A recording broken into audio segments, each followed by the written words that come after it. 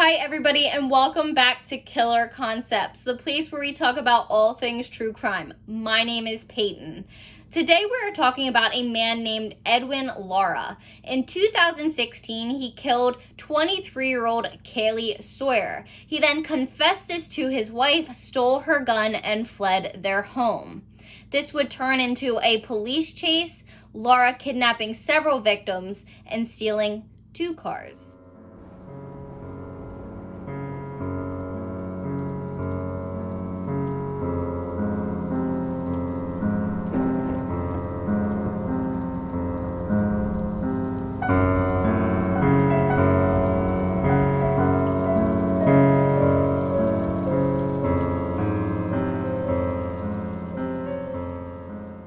Before we get started, I just wanted to say thank you to all of you who have subscribed to my channel. It really does help me out. If you have not subscribed yet, make sure to hit that red subscribe button down below and turn on your post notifications so that you do not miss a video. I really appreciate all of you who've been engaging with my content, and I love talking to you.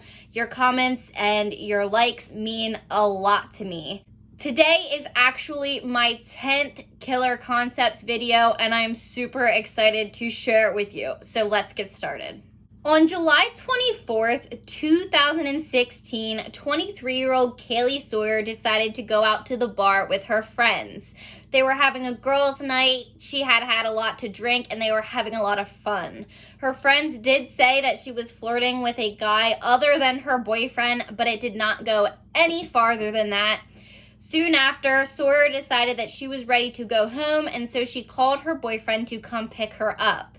When he got there, not long after she had gotten in the car, the two had actually gotten into an argument over her drinking, and soon they had gotten home at their apartment in Bend, Oregon. Sawyer was so upset that she stormed off.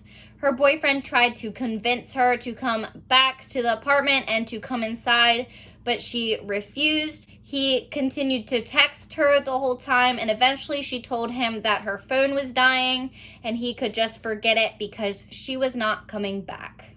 And that would be the last time that her boyfriend would ever see her alive. So about 18 to 19 hours later, Sawyer's boyfriend, Cameron Riemhoff, called the police department because he still had not seen Sawyer. She never came home, and he was super concerned because he could not get a hold of her. You know, she had said that her phone had died and she had stormed off. So he was worried. He didn't know if maybe she ran off to hang out with the guy that she had been flirting with that night, or if she was doing something else, but that just was not like Kaylee. And so he then contacted her parents as well, and her mom also contacted the police department, and they were told that the police would start a search and comb the area for Sawyer. However, they never found any trace of her anywhere.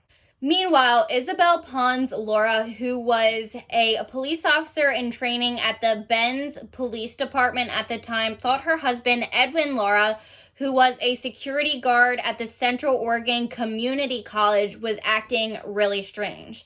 Now, just to mention, the Central Oregon Community College was super close to where Kaylee Sawyer and her boyfriend lived at the time. Ponce-Lara really questioned her husband about why he was acting so strange, and it took a while, but eventually he broke down in tears. And Lara told his wife that on duty the night before, he had hit a girl with his patrol car. And instead of reporting it to the police, he decided that he was going to take and dump her body somewhere. His wife didn't understand this because if it was such an accident as he was describing it, then you would call the police for it. EDWIN LARA then proceeded to take his wife's 9mm handgun and flee their home in Oregon. After EDWIN LARA had left the home, Isabel Ponce-Lara then decided to go to the Redmond Police Department and report what her husband had told her. Like she thought, she explained to the police, and they agreed with her, that they did not understand that if it was such an accident, why EDWIN would freak out the way he did. He wouldn't contact the authorities, and then he would take her gun and he would flee. According to documents and testimonies, EDWIN LARA's wife, Isabel, was extremely upset. She was hysterical when she had gotten to the police department. And she also had told them that EDWIN had told her where she would be able to find some of Sawyer's belongings. The police department then went to the Ponce-Lara and Lara home, and they went out back to their shed where Lara had said that he had some of Kaylee Sawyer's stuff. And what they found was extremely disturbing. They found a white bag with Sawyer's high heel shoes inside, a purse containing her black wallet, a large rock with blood on it, and a clump of hair. When the police found the large rock with blood on it and the clump of blood-stained hair, they knew at this point that EDWIN LARA's story just was not matching up. It did not make sense that Sawyer had been hit with a car at that point, and they knew that they were looking for a homicide victim. And this is when the police department then went to Kaylee Sawyer's family, and they had to tell them the unfortunate news that they were no longer looking for somebody who may be alive or just was missing, and they were now looking for a body. At this point, the officers decided that Lara was a serious threat and he was super dangerous, and they had to track him down. So they asked Ponce-Lara to call her husband and try and get him on the phone and convince him to come back. However, EDWIN LARA did not answer the phone, and so the police department just had to wait until they had gotten pings off his cell phone as he began to use it. According to Lara, when he fled his home, he actually headed to Salem, Oregon, and he parked at a Ross Dress for Less in the area. This is where he found a 19-year-old Andrea Elizabeth Mays. She had just gotten off a double shift at the store. Mays had stated that she had gotten off work, she went and sat in her car. She made sure to lock the doors because her mother told her that you do not sit in the car alone without having the doors locked. So she thought she was safe. She had the windows cracked a little bit because it was kind of muggy in her car. She remembers taking a Snapchat photo, and then she went to answer a Facebook message. However, when she went to send it, she looked up and a hand was reaching through the crack in the window. At first, she thought it had just been a fellow employee playing a trick on her, and then she realized the man had a gun. This was EDWIN LARA. He threatened to shoot her if she did not drive him where he wanted to go. Little did she know he wanted her to drive him to California. Mays did as she was told, and they made it to Eureka, California, where they ended up at a motel because the car had broken down from leaking oil. When the car broke down, they made it to a Super 8. Lara decided to get a room and he took Mays with him. He told her that she had to take sleeping medication, otherwise he was going to inject her with it if he did not take the pill. He had syringes that he had stolen from his mother, who was a diabetic. Mays agreed and she took the medication, but she told herself that she had to stay awake, otherwise she was afraid that she would be sexually assaulted by Lara. He decided to lay next to her in bed. She said she felt super drowsy, and she remembers him licking her earlobe. At this point, she became very startled, and she just knew she had to do something. Luckily, at the time, an alarm had went off on her phone, and Lara started to panic because he thought that it might be the police or that it was some way that it was telling them where he was at. And this is when Mays came up with a brilliant idea. She had told Lara that she actually had a sexually transmitted disease. He kept asking her questions about it. He wanted to know what it was. And she has stated, especially in interviews with the Urge to Kill podcast, she said that she tried to make it sound as disgusting as possible, and it worked, and he no longer wanted to touch her at all. And this is something that possibly saved her from a sexual assault and was so brave and so smart on her behalf. So on the morning of July 26th, Lara and Maze had to hit the road again. Lara saw a man who was putting filming equipment and camera equipment into his car. He was a man who was a local photographer, and he liked to spend his time taking pictures. The man's name was Jack Levy. He said he had been moving the stuff back and forth between his motel room and his car because it was such expensive equipment. He did not want to leave it in his car overnight. During this time, Lara caught him in his motel room, held him at gunpoint, and told him that he wanted the keys to his car. When Levy did not agree to just hand over the keys, Lara told him that he would shoot him. Levy started yelling for help, and then Lara shot him in the gut. When this plan did not work out for him, Lara fled the scene, taking Maze with him, and he went to a gas station about 150 yards away from the motel. There was 2 young boys and their grandmother in the car. The oldest boy was pumping gas as his father and grandfather were inside the convenience store when Lara came up to him at gunpoint and told him that he needed to drive. He pushed Maze into the car and brought himself in, and the teen started driving. Both of these crimes happened in Eureka, California, and the Eureka Police Department was not used to crimes like this, especially at the same time. A carjacking and a shooting were extremely unlikely to be happening all at once, and so the police department actually had to call in some officers on their day off to try and handle the situation. So as they were driving down the road, the oldest boy said that he had heard some screaming or some crying. At first, he thought it was Maze, but then he realized that it was his grandmother. Lara started freaking out and told him that he had to shut her up, and so the youngest boy and him tried to talk to her the best they could to calm her down. She wasn't from here, and so she did not speak very good English. They explained to Lara that their grandmother and grandfather had come to visit California and get to see it. Lara told them that they were really good grandchildren and that they would live and he would not do anything to them. This is when the oldest boy convinced Lara to drop them off at a rest stop. Lara agreed, and then Maze actually tried to get out with them, but Lara said that she could not. The reason being is because Lara was afraid that he was going to get shot by the police if Maze was not with him.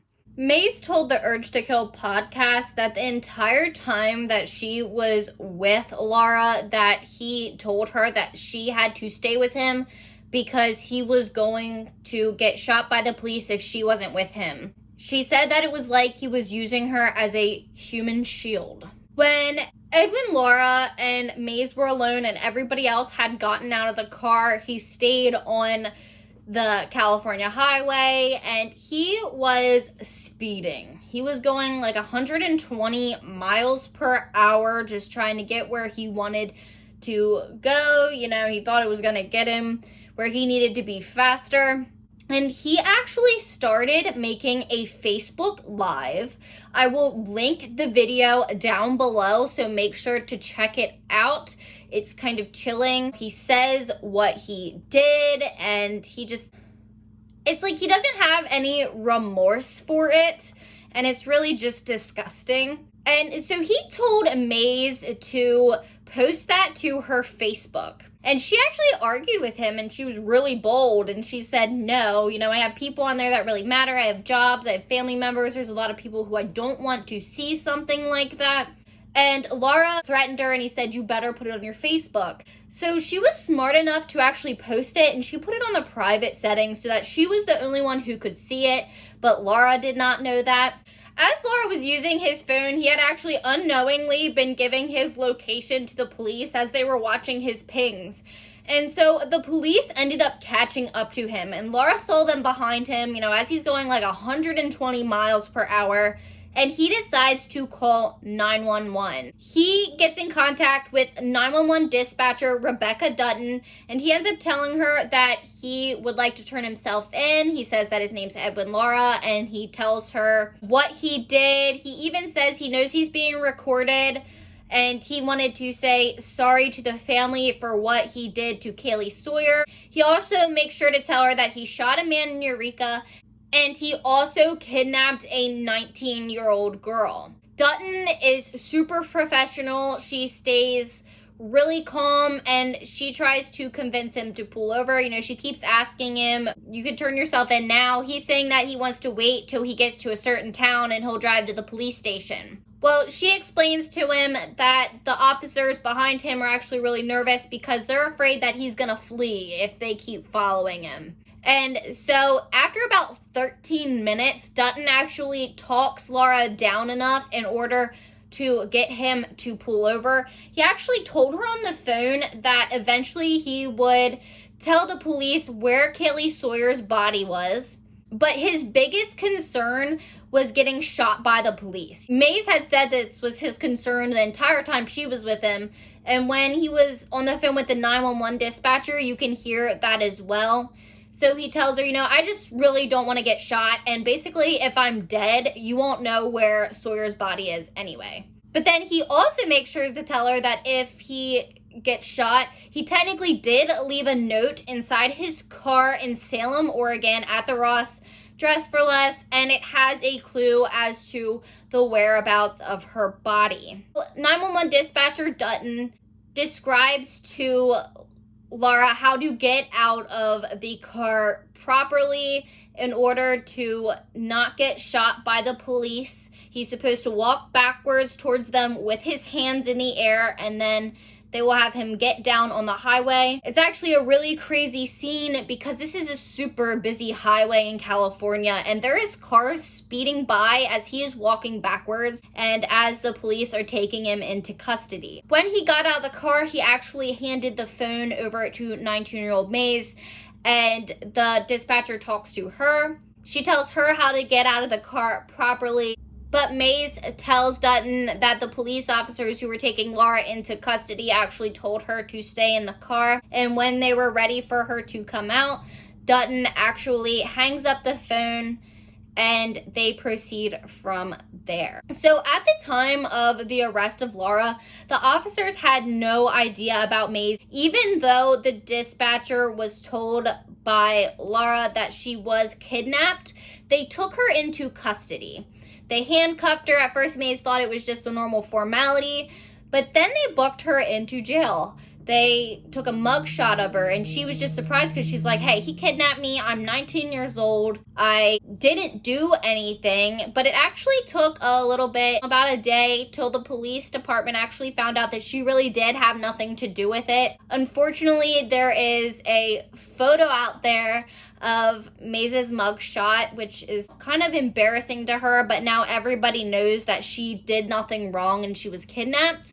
But my heart really goes out to her for everything that she went through. She was a very smart girl through the whole situation, and she was very resourceful. When Lara was taken into custody, he was patted down more than once to make sure that they got everything. He had a knife on him, handcuff key. He did handcuff Mays at one point, so I believe those were found, although I did not see that in the reports.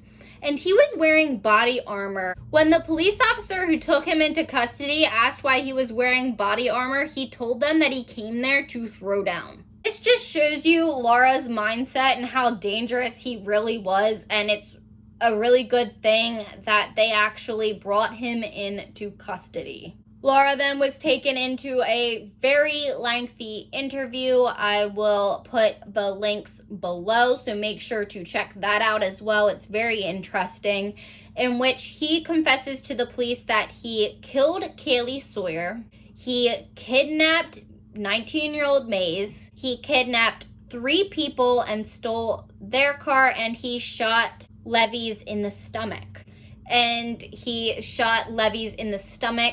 I do want to mention that he did survive, thank goodness, and there is one less person who died in this incident. So it took a little convincing for the officers to actually get Lara to tell them the real story of what happened to Kaylee Sawyer. At first, he stuck with the fact that he hit her by accident and he panicked, so he put her in the back of the patrol car and he dumped her somewhere. The crime scene showed that Lara's story of just hitting Sawyer by accident and carrying her body away just was not true. At the B12 parking lot on the Central Oregon Community College campus, that there was drag marks and blood that went up a hill from the parking lot where there was a significant amount of blood. And, they just kept on him. They said, that really doesn't make sense to us, Edwin.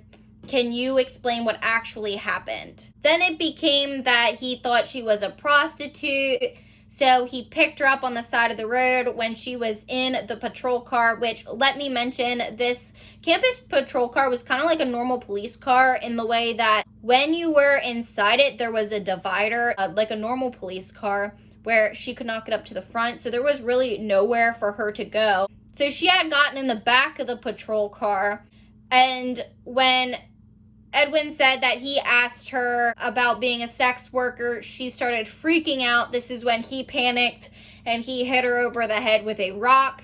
He thought she was dead, but when she woke back up, he bludgeoned her again with a large rock. And when he knew she was dead, then he decided to dispose of her body. And then he finally told the police the real story. And this is where he thought that Sawyer was a pretty girl.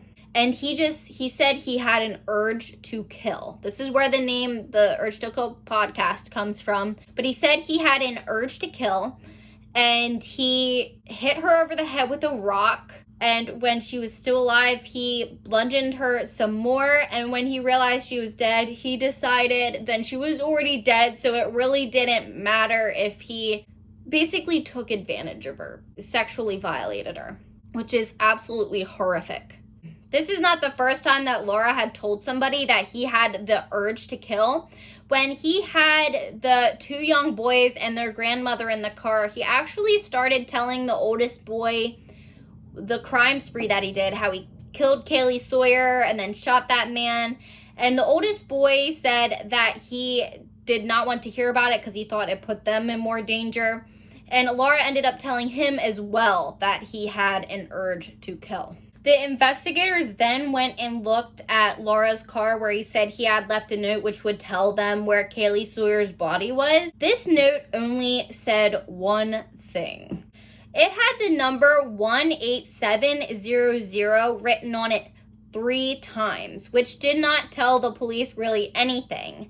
But they ended up running it through a database, and they found out this was an address on Highway 126 between Sisters and Redmond.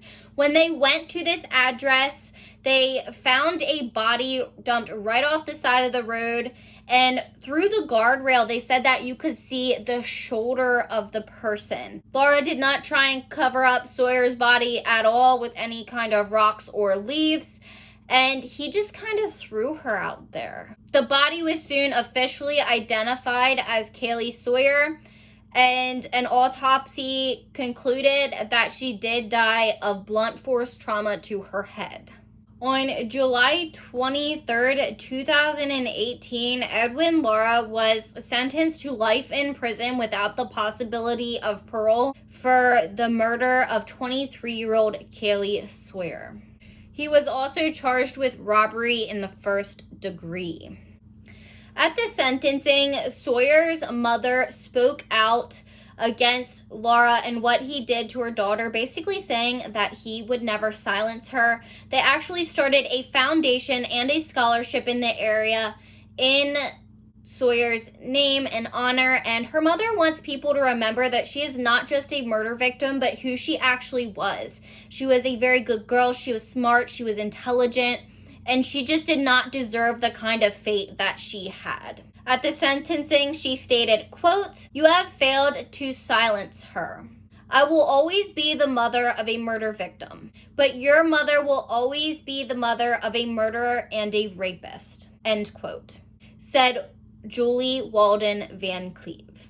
After a brief recess at the hearing, Lara got to make a statement, and he said, quote, Today I've seen your pain. Today I've seen your hate. I do not have much to say to you at this moment. I can only pray. Someday I'd like to speak to whoever will listen. God Almighty who art in heaven, I'll ask you please heal the hearts of this community. I ask you to please heal the hearts of this family, of everyone who is in this place today, and that Kaylee Sawyer rest in peace. Amen. Her family did not want to hear Lara's statement. Many of them were actually upset that his plea deal that he got to take got him off of the death penalty, because many people believe that he should have got the death penalty. And this was also the judge's opinion as well. But instead, he got life in prison. Before we go, I just want to remind you to always remember Kaylee Sawyer and what happened to her with much love in your hearts. And as her mother would like, try and remember her as not a murder victim, but as somebody who was a huge part of their community. The reason I do these kinds of cases is because I want to bring attention to the bad things that do happen. When we learn about something like this that happened, we could also learn about how it could be avoided. Do not walk off in the middle of the night by yourself, no matter how upset you are, because you never know who could be around. So that is all I have for you today. Make sure to hit that red subscribe button down below so you do not miss any of my future videos. I am planning on releasing some Halloween videos the last week of October, and you do not want to miss them. Please send me case suggestions at the email address right here, or the email address that is also in my description box below. You can also connect with me on social. Those links will also be down below, as well as the sources that I used on this case. Always remember that the world's most dangerous minds hide in the most unlikely places. Stay safe.